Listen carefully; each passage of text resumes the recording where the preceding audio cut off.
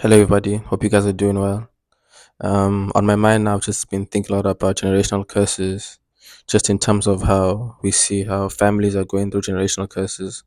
Like, for example, you find situations where your grandfather was an alcoholic, and now your father's an alcoholic, and now your brother's an alcoholic.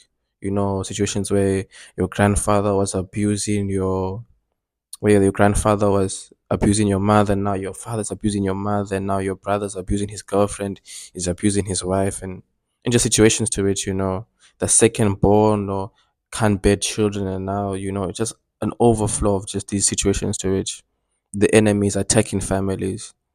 Even situations where like there's a poverty in the family, or there's like a financial ceiling, just in terms of how much the family can make, or like always around this time, by this age something happens, there's always an attack, or by this age somebody always gets an illness or gets sick or dies, these kind of situations. And I was listening to a sermon by Apostle Arome a few months ago, and he was just talking about how, are you the one or should they await another?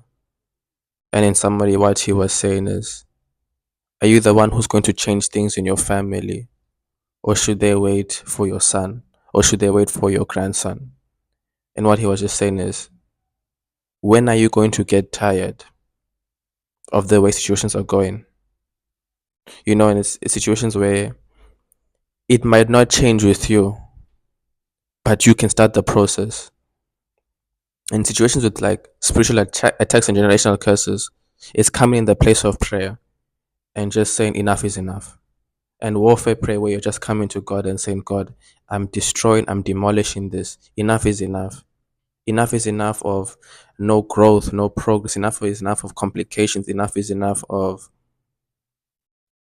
attitudes and bad characteristics, and just pride and envy and jealousy, or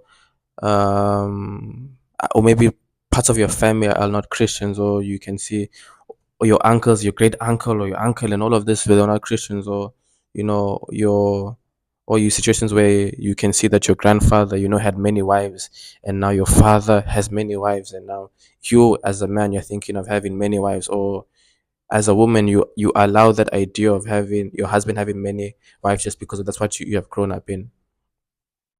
And God is saying, you have to come and fight in prayer and say enough is enough of what is going on, that this must end now.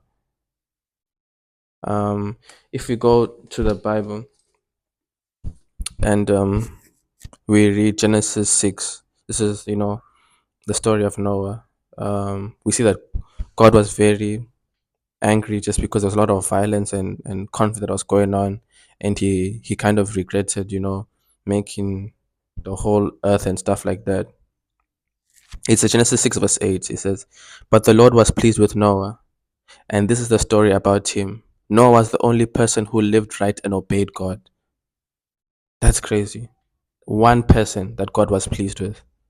One person that God was pleased with. And if we go over to verse 17, it says, I'm going to send a flood that will destroy everything that breathes. Nothing will be left alive. But I solemnly promise that you, your wife, your sons, and your daughters in law will be kept safe in the boat. And that is just a situation to which Noah had lived such a right life that not only did doors open for him, but for his family. It's just, imagine if Noah had not done right and had not lived right. Where was his family going to be? You know? We have the call to save our families. We have the call to save our families from the trouble, from the abomination, from what is to come, from what is going on. Are you the one who's going to save your family? Are you the one who's going to change the situation?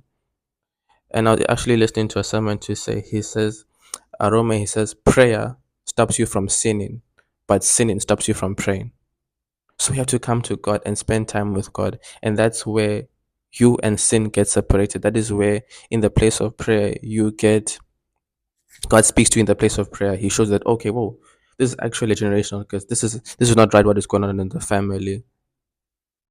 And that is why I am so big on prayer. And I really thank God just for how my life has changed around so much in the past couple of weeks. That my eyes have been opened to see areas that are not all right in my family, and that in the place of prayer, I will demolish them.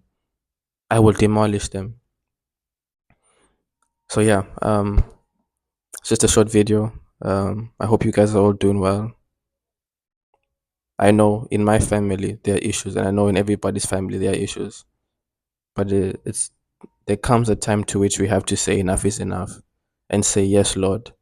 I come forth, and I am going to be the one to which will save my family, just like Noah did. He pleased God so much that his wife and his children and his son and his sons' wives was saved and freed because he took up that decision to live a right life, to please God. And yeah, I'm ready. I'm ready to destroy and demolish all that is going on. And the enemy has got no hold over me. He's not even ready for the way I'm going to just destroy and demolish everything, every complication that he has caused in my immediate family and my external family. Um, Peace out, guys. I love you guys. Pray, pray all the time. Pray all the time. Pray all the time. The enemy is at work. As God is raising you up, the enemy is looking for opportunities to destroy you.